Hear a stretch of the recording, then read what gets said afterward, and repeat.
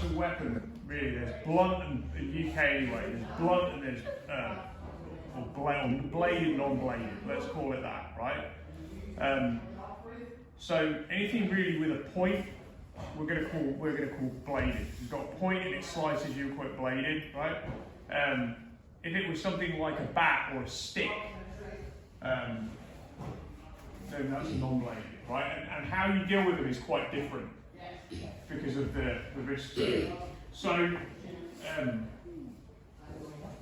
what happens if somebody's caught carrying a knife at school? If someone was caught carrying a knife at school, what basically will happen to them?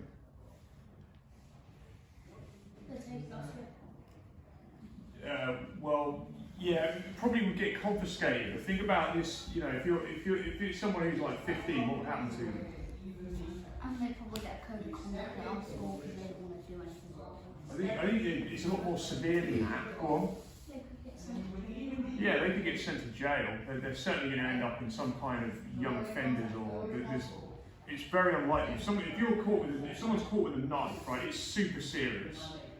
Right, it's super serious in terms of punishment, but more important than that is the fact that people who carry knives are the people that end up stabbing people. So there's been a... So what, Frank? What about a gun? Yeah, well, people don't tend to have guns in the UK, right? It's actually the same, it's pretty much the same skills defending a gun as defending a knife, right? Not many people have guns. Knives are the problem. What would about that as an aerospace be classed as? Because it's got points, but it's also like a bat. If they can stick it in you, if it can cut skin, then I'd treat it as a bladed weapon. Yeah, and the reason bladed weapons are so much more dangerous because they cut, and what often happens is people just bleed to death. If you hit an artery or something like that, you just die from bleeding to death, right? And it's happening well, I don't want to make it like it's bigger than it is, but knife crime is a real problem in this country. Yeah, particularly in schools and in London at the moment, but it's happening everywhere. Yeah, was there someone else want to say something? No? So basically, the first thing is if you know that somebody is carrying a knife in school, the first thing is actually just get the hell away from them. So if you know that there's somebody carrying a knife in your school, I would literally just get out of the school. That is almost like the first priority. If you think they're anywhere near you, you get out of the school. That's the first thing. And you go and find somebody well away from school where you're not going to get stabbed, and you tell them that there's someone in possession of a knife. That's what you've got to get to, right? So more practically, you probably will end up telling a teacher, right? But don't ever do it where you think that it's going to put you at risk of that. First and foremost, look after yourself, right? That's first and foremost. So secondly, you want to tell a teacher, and you still basically want to get as far away from that individual as you possibly can, right? So I wouldn't think that you're safe just because you're in school. If you have somebody with a knife, there's been incidences of people that carry knives, have knifed teachers, right? So the key thing is that you get away from them and you go home alive. Because a lot of our teachers, to be honest, are not qualified to know really what to do in these situations, right? They're just adults. They can inform the authorities. You want them to call the police, right? But I can't emphasise enough, anybody who carries knives, you need to get them reported as soon as possible that they're carrying knives, and you don't want to be around them at all. Yeah, is there any questions on that at all? Anything? What if they start going on a rampage and start killing everyone? Wrong. The first thing, and always with anything where somebody has any kind of sharp instrument that they're talking about, or any kind of sharp instrument that can be put in somebody, you know it's not right if they've got it, right? It could be a broken bottle. Someone can have a broken bottle, smash it on the ground and start messing about with it, right? That is basically then a knife, and you get the hell away from them. Go on, Stanley. What if the only nearby teacher is the person who's holding the knife? Like, what if it's a teacher who's holding a knife and they're the only teacher nearby? The teacher's holding a knife. Oh. No. I'm sure. You just run. Anybody who's carrying a knife or anything other than eating their dinner at a dinner table, you get away from them. Broken bottles, anything like that. Be careful of people that have glass bottles and are starting to do things, because if they break the end of the glass, it becomes basically they can stab you with it. And this is where this stuff starts. Yeah. So we've sort of talked about that. So the first thing you do, anyone has a knife starts pointing a knife at you, you run. If you possibly can, you run, and you get away from them.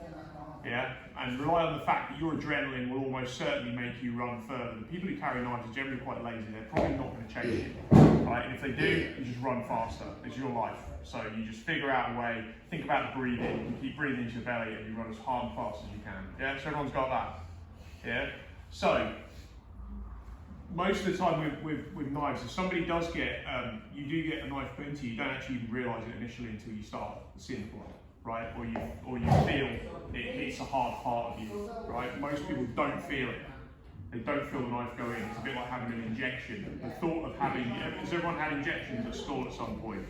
Yeah, so you've had an injection, a lot of the time, if you think about it, it feels, you'll feel it. But if you actually, sometimes, if you're distracted and they start talking to you, look away, they jab you before you even realise what's happening, they say it's done. Right, so we don't necessarily feel it, right? So what we're going to cover tonight is the tactics of if we have to fight. We've been stabbed, we can't run away, we've got to fight, right? And we've got to fight for our lives, and what we need to do, okay? So, and the first thing we're going to do on this, so I'll go through just getting the weight into the, actually we're just going to carry the position. I'm going to show you then, I think we'll do this, we'll see how we go with the knife. But, so everyone's got a knife, right? And if I could, where am I going? Out. Yeah, I'm running, right? I'm running, but I can't run. Let's say he's between me and the door, right? So I now cannot run. Everyone gets that, right? Which is why I say, don't get near walls in the cage when you're fighting. Don't have your back to the wall. You're always circling away from walls, right? You don't want to get pinned. But now, I'm kind of stuck. He's controlling my exit. So, the first thing that I need to do upon contact when he starts trying to put the knife in me is to get to this position here. We're going to just practice learning without the knife for now, but this is going to be our first position. And the reason we're like this is, one, I'm getting this grip, and two, this is so he doesn't like start trying to hit. If he starts trying to hit me with his other arm, right, I'm blocking. See how I'm using my elbow? So I've got wrist, shoulder, elbow, and I'm stopping him from stabbing me. What sometimes happens in here, what sometimes happens in the classroom, as we call it, of like practicing this is it would be clever to switch the knife, right, to the other hand. Now, in reality, that never happens because people who've got knives, this is their power. This is why they've got a knife in the first place.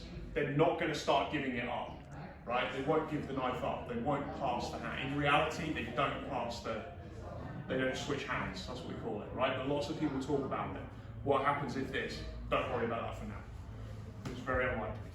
Right-handed, most people are right-handed, so I'm going here. Okay? And I just want you to get this position, and all he's going to do, whether we show you a knife or not, all I want to try and do is just put the knife into me. Can you put the knife into me? With that hand. Boom. Can you get it anywhere? So I'm kind of blocking it for now, right? And we just want to get that position, and we're going to go through the steps. So I just want to see everyone be able to do it, yeah? So get a partner, someone roughly your size. I think we might be together. Get a partner, let's give it a go. So we're just doing this bit for now. We're imagining